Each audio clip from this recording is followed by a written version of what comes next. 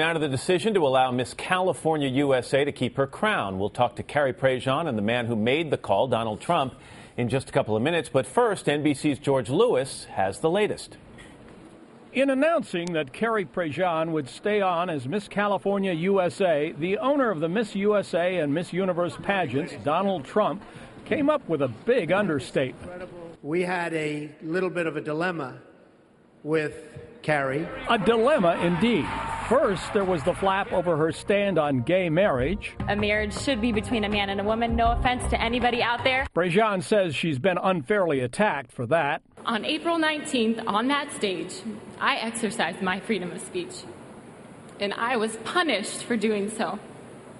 This should not happen in America. Then there were those photos popping up all over the internet showing her in various stages of toplessness.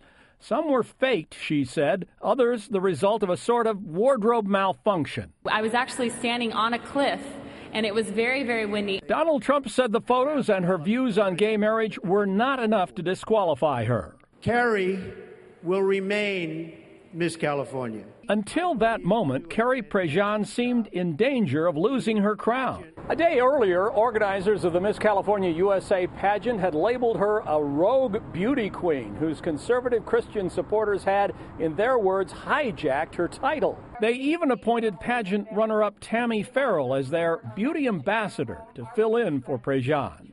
I just wish that there had been an opportunity for her to show remorse, because I think that regardless of what was happening, she was going to be scrutinized for it, and it would have softened the situation. Now, state pageant organizers say they're willing to work with Carrie Prejean for the remainder of her year as Miss California USA.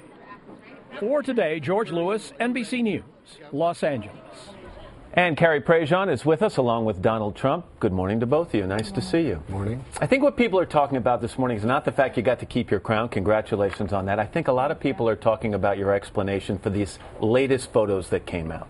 You say these were accidental, that the wind caused your top to open up, and a photographer in some ways took advantage of that. Exactly right, Matt. I look at some of the photos, and I think some people have made this point, though, Carrie, and it looks like you're looking right into the camera, that these weren't taken while you were adjusting your makeup or your wardrobe or anything like that. How do you explain that? Well, when you're in a photo shoot, I'm not sure if you're aware, but the photographer is taking, picture after picture immediately after one another. And so it's a very fast process. And when you're standing there, I was right on a cliff. I know it sounds funny, but the wind was blowing and it was just the photographer and I. I should have been a little bit smarter. I shouldn't have been there probably alone with him, just to have someone monitor that. But, I was making adjustments. And if you can see in one of the photos, I was not looking into the camera. And it was basically a wardrobe malfunction. Who was the person who took these photos? It was a very well-known photographer. But you don't want to give that person's name? I mean, after all, apparently that person released these photos. His name is Dominic Petruzzi. Mm-hmm. And so you blame him for this. You say you reviewed these photos carefully, Donald. By the strictest interpretation of the pageant rules, did these violate the rules? First of all, I think she's going to sue the photographer.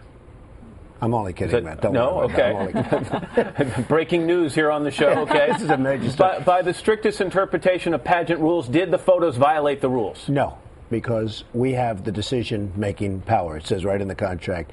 And as far as I'm concerned, we're living in the 21st century. This is now the 21st century. She's a model, a very successful model, in addition to being Miss California. So the answer is no. We made a determination. The determination was that in many cases they were absolutely magnificent photos. There was nothing dirty. There was nothing bad. And she looked very beautiful. And we said that those photos were absolutely fine. Let me ask the blunt question, Carrie. Are there any other photos? Are we going to be seeing online more photos that you either took, intentionally or accidentally in the coming days and weeks? You know what? That's a great question.